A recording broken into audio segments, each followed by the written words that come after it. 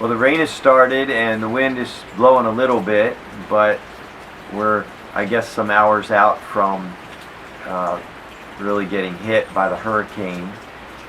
We haven't even been Floridians for 2 months, and already we're getting initiated with our first hurricane erupt.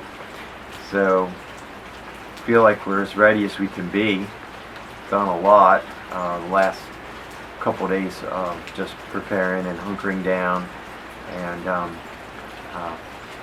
recently I sent out an email to a bunch of friends and prayer partners, kind of outlining my reasons biblically for why I think the great storm of the last days, or the end times, tribulation, apocalypse, why it's upon us also very soon, and there's some preparing of our souls and hunkering down of our hearts that needs to happen as well for what's coming.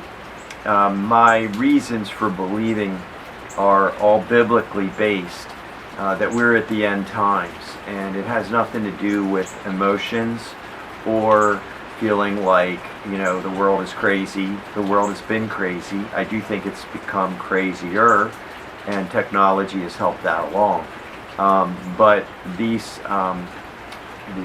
reasons in my outline as to why I think we're right on the brink of the Great Tribulation, I'm going to break up into 3 brief videos. This is the first, so it's a little longer because of an intro here.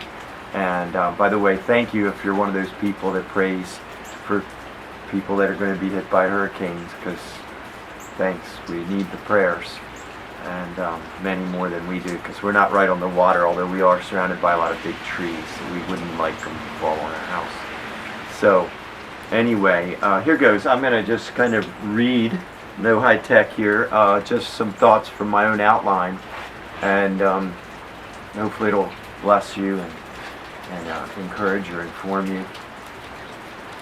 First, according to the prophecies, before the end times could come, the nation of Israel would first have to be completely destroyed, and the Jews scattered among all the nations of the earth.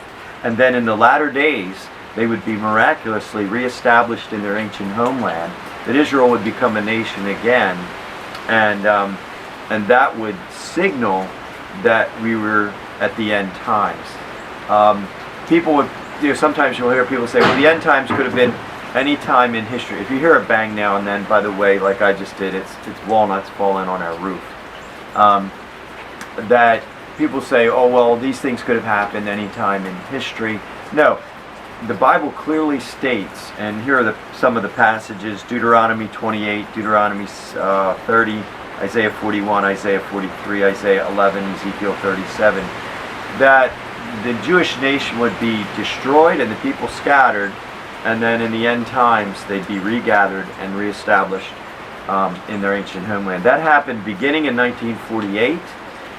Prior to that, the end times couldn't be here because Israel wasn't yet regathered as a nation. Jesus said in Luke 21 in the Olivet Discourse, they, the Jews, will fall by the sword and will be taken as prisoners to all the nations.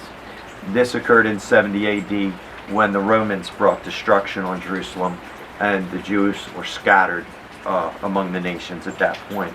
Jesus went on to say, Jerusalem will be trampled on by the Gentiles, or trampled underfoot by the Gentiles, until the times of the Gentiles are fulfilled. Now, 3,000 years ago, King David of Israel, 1,000 years BC, he named Jerusalem the capital of Israel. 1,000 years after David, the time of Jesus, Jerusalem was the capital. Israel still existed.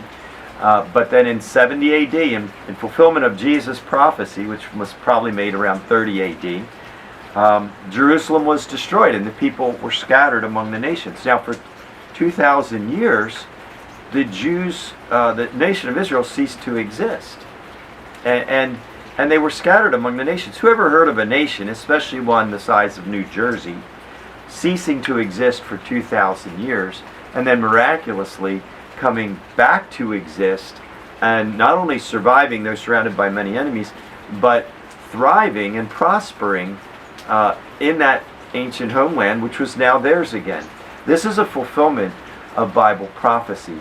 Now, when Jesus said Jerusalem would be trampled underfoot by the Gentiles, meaning the non-Jews, until the age of the Gentiles was completed, that's an end times reference. The end of the age of the Gentiles speaks of the coming of the Messiah to establish his eternal kingdom, to bring in the millennial reign on earth. And he's coming to judge the earth, but also to bring in his kingdom. And so that has been fulfilled. In 1948, the nation of Israel was reestablished. In 1967, it was attacked by many large enemies surrounding Israel, and though greatly outnumbered, the Jews prevailed, and then they were attacked on their whole high holy day of Yom Kippur in 1973, again a surprise attack, and they defended themselves again from this attack. Now this is a fulfillment of the prophecy in Zechariah 12, which is also one of those end times prophecies.